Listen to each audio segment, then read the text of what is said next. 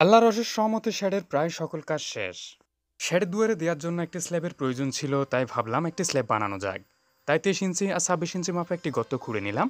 তারপর মাটিগুলো একদম পরিষ্কার করে তুলে ফেললাম। গর্তের মাপ অনুযায়ী একটি প্লাস্টিক দিলাম, যাতে করে সিমেন্ট মাটিতে লেগে না যায় এবং তুলতে সহজ হয়। এরপর বাঁশের কঞ্চি কেটে নিলাম 23 ফুটে আর 26 ফুটে। এগুলো মূলত রডের কাজ করে।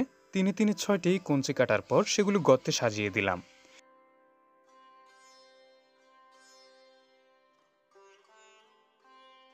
আর একটির সাথে আরেকটি বেঁধে দিলাম।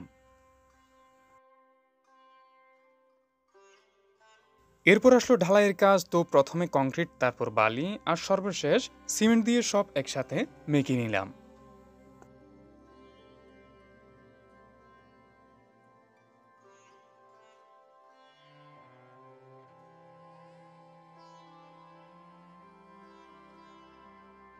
কিছু একসাথে ভালো করে মাখিয়ে নেওয়ার পর তা বালতিতে করে যে গর্তটি খুঁড়লাম তাতে নিয়ে গেলাম।